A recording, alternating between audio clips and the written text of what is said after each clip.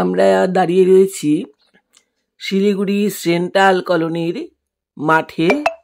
শিলিগুড়িতে যতগুলো বড় বড় পুজো হয় এটি তার মধ্যে একটি।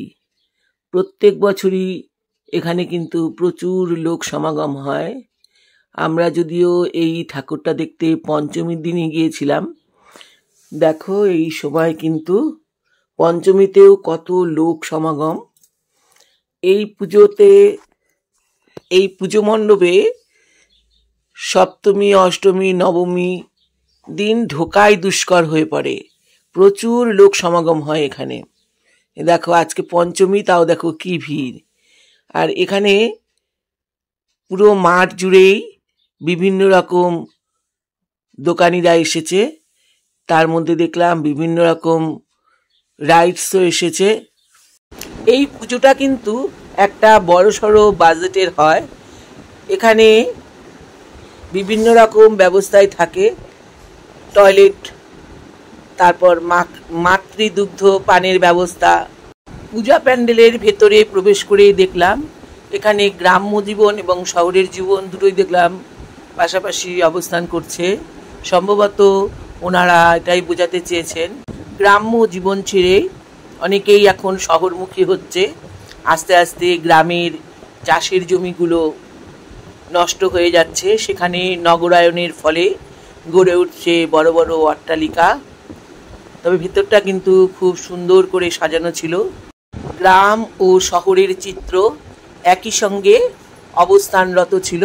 এই যে গ্রামের ছনের বাড়ি, তার উপরে আবার বিরাট এক বিল্ডিং উঠেছে।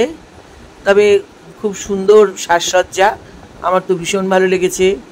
তোমরা ফাঁকা সময় দেখেই যেও, এখানে কিন্তু রাতের বেলাতে প্রচণ্ড ভিড় হয়।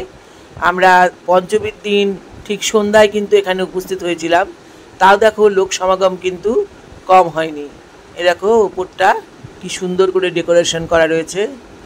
এখানে পুজো অবশ্য প্রত্যেক বছরই খুবই সুন্দর হয়, এবছরও তার ব্যতিক্রম নয়।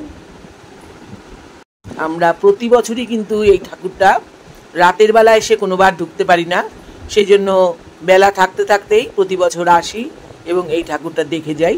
তবে এবারই আমরা যেহেতু পঞ্চমীতে এসেছি তাই সন্ধ্যার দিকে এসেছিলাম।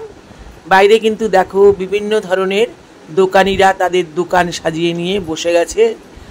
আর বাইরের চেহারাটা দেখলে তোমাদের মনে হবে যেন একটা ছোটোখাটো কোনো মেলাতে আমরা প্রবেশ করেছি। দেখো বাচ্চাদের জন্য কিন্তু বিভিন্ন রকম রাইডের ব্যবস্থা কিন্তু এই পূজা মাঠে রয়েছে। নাগরদোলা, আর এই দেখো পাশেই এখানে একটা টয় ট্রেন, বাচ্চারা বেশ মজা করছে, এতে চড়ছে, ভালোই লাগলো দেখো। আর এইদিকে কিন্তু ছোট ছোট বাচ্চাদের জন্য রয়েছে অনেকগুলো রাইড, যেগুলো বাচ্চারা এই যে বড় নাগরদোলায় দুলতে পারবে না, তাই এখানে এদের জন্য এই যে ছোট ছোট গাড়ি এবং ছোট ধরনের যে নাগরদোলাগুলো হয় সেগুলোও দেখলাম বসানো রয়েছে। এখানে আসলে শুধু পুজো না, মনে হয় যেন আমরা কোনো মেলাতে এসে প্রবেশ করেছি। ভিডিওটা ভালো লাগলে লাইক, কমেন্ট, শেয়ার ও সাবস্ক্রাইব করে সঙ্গে থাকার অনুরোধ রইল। টাটা।